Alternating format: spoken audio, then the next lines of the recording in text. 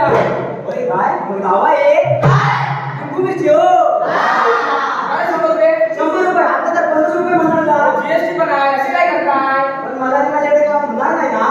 विषयच नाही. वाट बघा आपल्या मुलांना याची हो.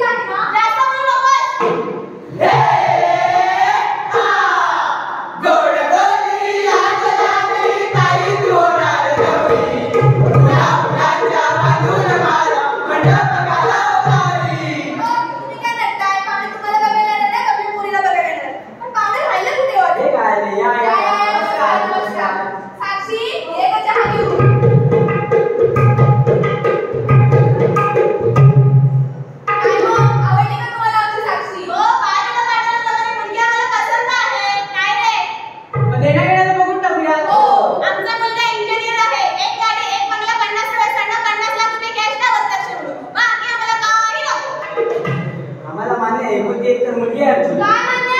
सॉरी मला मान्य नाही. मम्मी आता तू तुम्ही त्यांचा अपमान नाही बोलवायचा. अगं साक्षी काय बोलतेस तू? हुंडा घेणाऱ्याशी मी लग्न करणार नाही. आणि हो तुम्हालाही सांगते हुंडा देणं कायद्याने गुन्हा आहे. आणि हो वरदक्षिणेच्या नावाखाली जर कोणी तुमच्याकडे पैसे मागत असेल तर त्याची तक्रार पोलिसात करा. कारण देण्याघेण्याच्या नावाखाली झालेली आणि हुंडा प्रथा बंद झालीच पाहिजे. कोणताही देवसागत नाही मला प्रसन्न करून घेण्यासाठी मुख्या जनावरांचा बळी घ्या. केवळ माणसाच्या हव्यासापोटी अशा प्रकारचे कृत्य केले जातात आणि याला प्रथा असे म्हटले जाते. म्हणूनच अशा प्रकारच्या प्रथा बंद झाल्याच पाहिजे. हो न म्हणून प्रत्येक गोष्टी माणसाला मार्ग मिळाला असता आणि माणसाच्या इच्छा पूर्ण झाल्या असता तर मेहंदीला राग राहिलाच नसता. नवसाच्या नावाखाली चालत असल्या अनिष्ट मतांना आपण आळा घातलाच पाहिजे. अहो प्रत्येक स्त्री नारीशक्ती स्वरूप आहे. आजची स्त्री आपल्या कर्तृत्वाचा ठसा उमटवण्याचा प्रयत्न करत आहे. फक्त विद्येच्या नावाखाली धार्मिक कार्यक्रमात सहभाग न करून घेण्याची अनिष्ट प्रथा बंद झालीच पाहिजे. आज मला मुलांना स्वातंत्र्य मिळण्याची मुभा आहे. तरी पण आज सतीप्रथा बंद किती वर्ष झाली तरी पण आजही त्याच्यासाठी हळदी कुंकू मानले जात नाही. अशी अनिष्ट प्रथा बंद झालीच पाहिजे. फक्त रिक्रुटमेंटची वाहनं कोणतीही वाहनं आपल्या देशात झाली असती तर कायद्याचा प्रश्न राहिला नसता. त्यामुळे अशा भ्रामक प्रथा बंद झाल्याच पाहिजे. अहो गड्याला बांधून आणि गोवाबाजी करून जर पैशाचा पाऊस पडला असता ना तर माणसाच्या भाग्याला पोटात नसता हो. याचबरोबर पशुपक्ष्याच्या नैसर्गिक संबंध आता या शकुला पशुपण गोष्टीची जोडला